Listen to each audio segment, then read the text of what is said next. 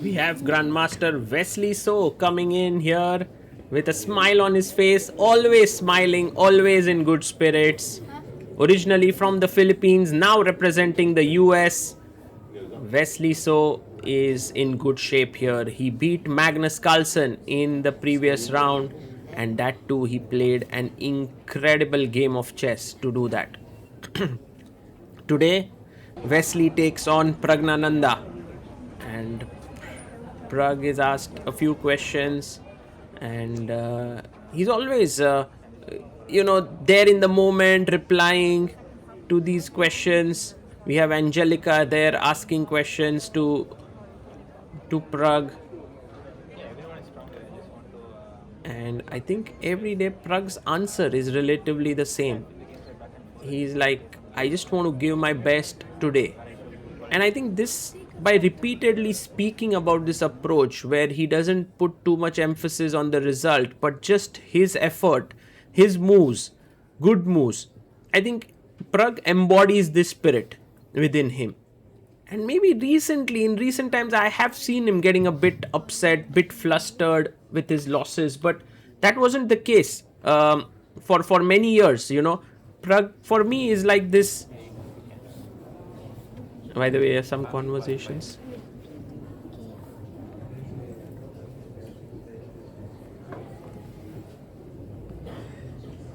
And Wesley just talking with Prag. And little girl there making the first move. What a nice honor for her, and what a nice memory to be making the move on the board of Wesley and Prag. So I was just saying, like, Prag is someone whom I've always seen as someone who doesn't really worry too much about the results. He's focused on his effort, and I think there's a very nice story that Ramesh, his coach, mentioned in one of the videos where Prag's mother spoke to Ramesh and said that while the other kids come out from the playing hall, like when Prag was very young, I immediately know what has happened to them, like have they won or lost. But when Prag comes out, I never realize because there are no expressions on his face. And that's been his superpower. We have the Queen's Gambit declined, Knight to C3 comes out, and we have C6. The triangle system played by Prag. Will Wesley go for the aggressive E4? No, he plays the measured E3. And Prag has a chance to play F5 and go into the Stonewall setup, but he goes Knight to F6. The Knight comes out to F3. And we have Knight BD7. Okay. We are now in the main line territory of the semi-Slav. Bishop goes to E2. And one of the main lines is to take, and play B5. But because you have bishop on E2, you can also play this line with A4. Okay, bishop D6 played. And castles. You can play B3, bishop B2 setup actually as white. So when Prag castles here, Wesley can go for B3 line. He can go for Queen C2 setup. There are these two possibilities. He goes B3. And black can go for the move B6, bishop B7. That's a very standard way to play. But Prag goes for slightly more direct approach. He puts his knight on E4. And I think Prag really likes these setups. He's played that recently as well. I forget which game, but Knight E4, and with the idea of pushing your pawn to F5. And there you kind of clamp your knight into the center of the board. And look at that. Prag quickly plays F5. Now this knight here on E4 is a powerful piece. And by the way, Wesley G3. This move for me is a surprise, because what's the point of G3 is my question. Maybe he wants to take on E4, move this, and first goes A4. Okay, so Wesley playing on both sides, a little bit confusing. He wants to go maybe A5, gain more space. But what I understand with this move G3 is that he would like to take on E4 and then move the knight and not worry about any sacrifices on H2 or, mating attacks that could potentially come. So Queen C2 played. And one of the plans could very well be to go bishop a3 now to trade this strong bishop. g5 played by Pragg. And I'm wondering if bishop a3 can be played. It's a very decent move. But now Wesley shows his plan. Knight takes e4. Wow. Learning so much from this tournament. Like so many different ideas, so many different plans. Takes on e4. And now, okay, knight e5 is not great because you simply lose a pawn. And I think that's not really great way to play. Knight d2 seems like the fair way. And I guess if here f3 is what I want to play as white. So if black could get a successful g4, maybe black would have been happy. But queen h6 played. And Pragg is discouraging Wesley from going f3 because he's quietly eyeing the e3 square. But Wesley says, good or bad, I must do it. Some moves have to be played. So he goes g3 here. And now I must, and taking with the knight, bishop and rook all look plausible. But knight takes is the best move. And Wesley takes with the rook. Because, knight takes g4, you kind of end your calculation here. But after knight e5, takes and king g2, it's a very pleasant position for white with all the pieces developed. So, rook f3, bishop f3 played. And now we have the move g4. You have to play it. And he does it. Bishop takes g4 by Wesley.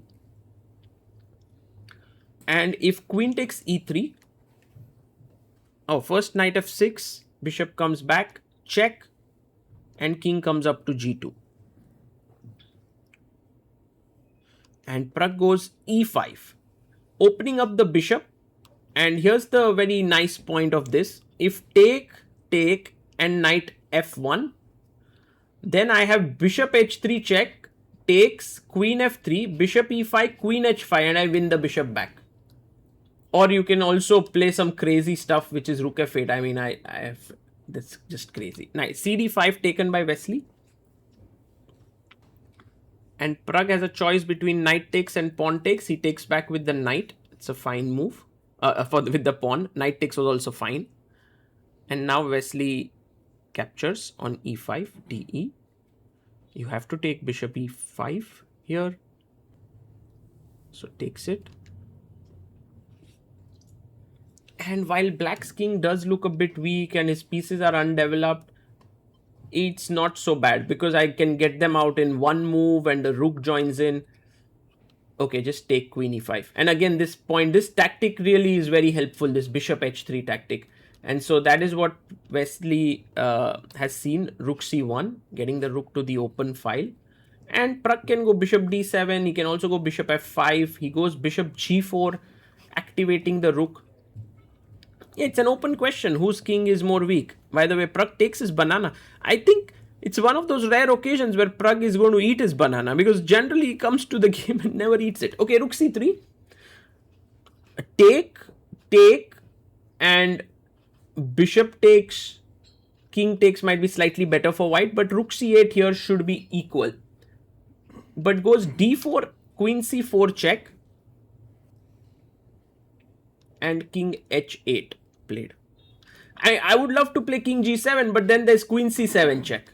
So king h8 makes sense. Queen d3, rook to e8.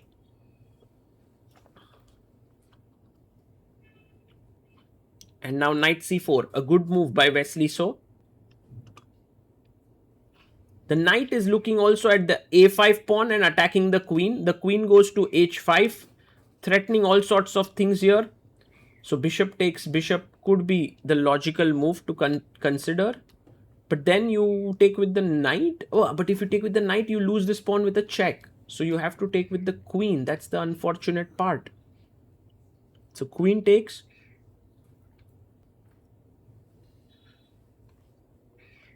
And rook e2 check is an idea. h3 played. He's okay with rook e2 check because king f1. Now the rook is attacked and the queen is attacked. Wow. Sharp.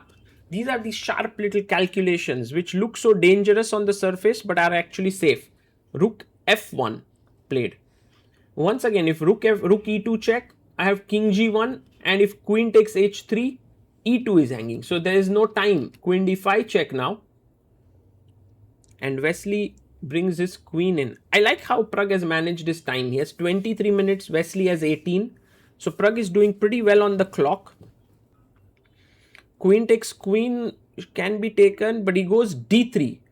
And Pragg is, I don't know if he's playing it ambitiously or not, because he's seen that if queen takes queen, knight takes and knight takes here, then knight e3 check and he wins the rook. So queen takes queen taken. Pragg comes back and takes back the queen, I believe. Yes, knight takes. And now you can't immediately do anything with the knight because of the check. So improve the position of the rook. Maybe rook d1. He plays it here. And yeah, what to do next? Knight b4 defends the pawn. But now you can take this pawn. So Wesley wins the pawn. Now this endgame, still black has a lot of play and a beautiful move by Pragg, because he gets rid of this weak pawn AB and he's now going to go rook b8.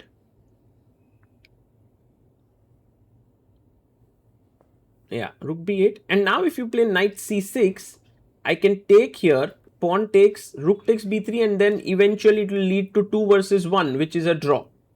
So Wesley is getting a bit ambitious. He goes knight c4, rook takes b5 by Pragg. King f2. King g7. Maybe this was the moment to think about knight a6, rook d3 and knight c5 to get back the b3 pawn, and it would have been most likely a draw. But Pragg, little bit unsure there. Rook g5, rook g1, and now rook h5 is a necessary move to force h4, but he goes rook b5, and this increases white's edge with king d2 coming in, and I think Pragg is feeling the heat now. He just played very well until now. He got a good position, but somehow Wesley has managed to keep that pressure on. And that's what happens when you play a man in form. King d4. Oof. Wow. That is a good move. King can come to c3. It's also well positioned. Rook d5 check. Let's go and attack the king, the knight.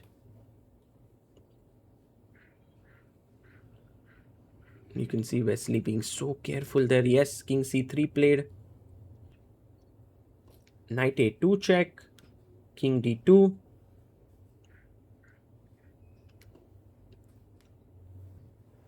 Knight b4. Rook a1.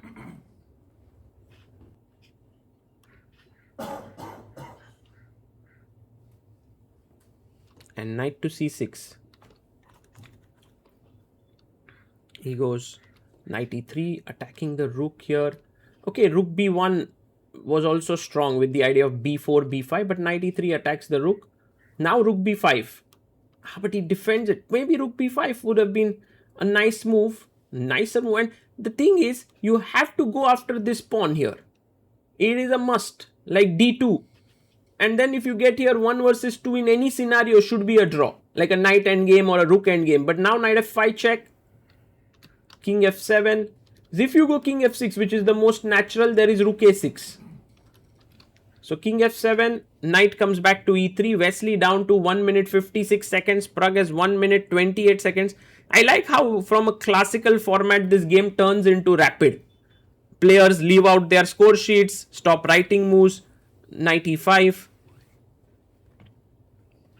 And now knight to c4 is a great move. In fact, it's the winning move. Here Pragg had to play knight d4, which is a tough move. He attacks here, and if after a check, king e6, maybe b4, knight b3, king c3, knight d4. This is a very complex line to hold the draw. If takes, knight f5 and take here. But he went knight e5, and now Wesley goes rook f1, which is a decent move. Knight c4 was maybe stronger, but king e6, and now go for it. Yes, knight c4. Good move. Pragg needs to go back, but he takes, and taking is just a blunder because now after rook f3, you're simply losing this pawn.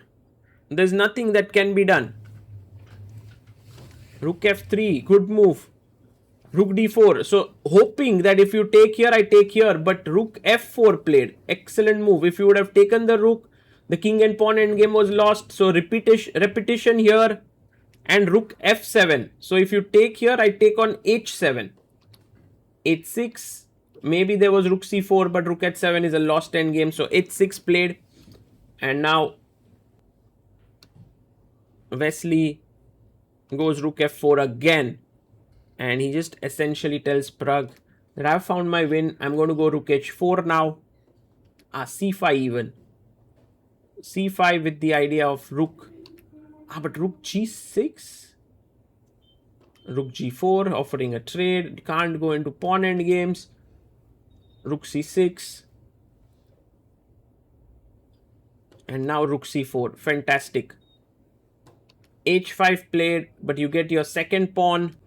And Wesley is totally winning. He attacks here. g4, pawn takes pawn. Pawn takes pawn. And Pragg, well, he knows the writing is on the wall here. Rook check.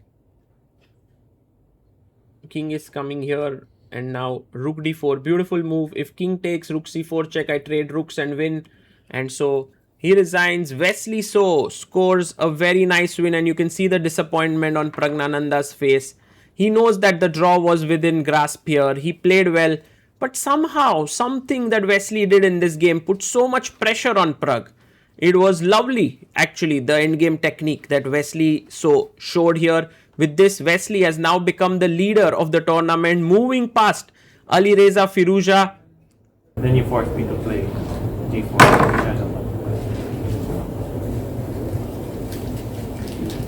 That's rook d4 is though. Is rook d7 still c5? Yeah. Then king b5. And then f6. Yeah, these positions just fails. He's so far. f5.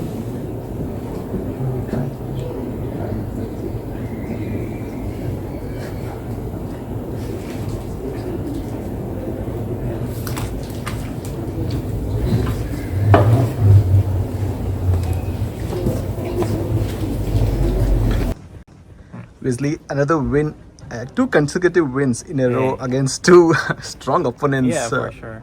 How was the game against Pragg today? Well, it's tough, very difficult. I was playing for equality.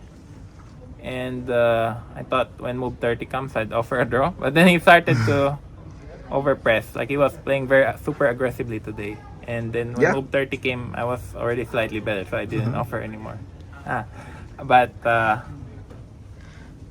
it was such a weird game. I was very unhappy after the opening when he played the Stonewall, because before the game I specifically told myself I don't want to play against the Stonewall today.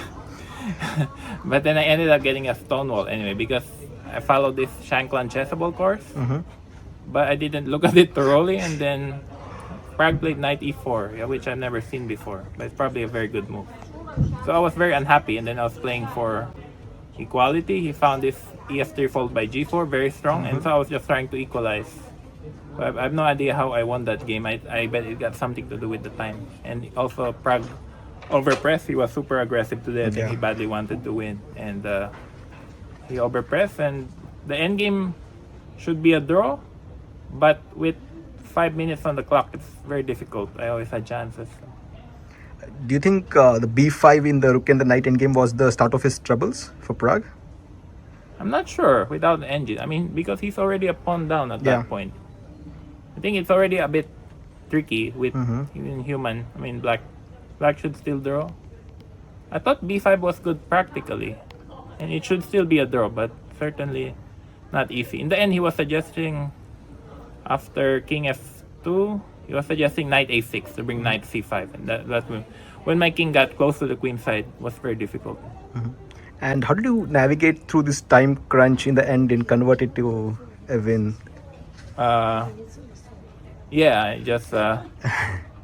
Just playing the most logical move, trying to make use of my chances. And you're the sole leader Yeah. of this tournament right now. How do you I've see led the last before. 4 rounds of this tournament? Well, still tough. I mean, everyone's very strong here. You need a lot of energy. Everyone's very young, maybe except Magnus. But yeah, Gukesh, Firuja, Kaimer, these are very young, very energetic players, very ambitious. You can never be too safe. I need all the help that I could get. Yeah. Wonderful. 2 wins in a row. I'm looking forward to your last 4 games. Thank you. Thank you, Wesley. Thank you. Thank you. It's almost 10 o'clock. Yeah, sorry. Thanks, Brian.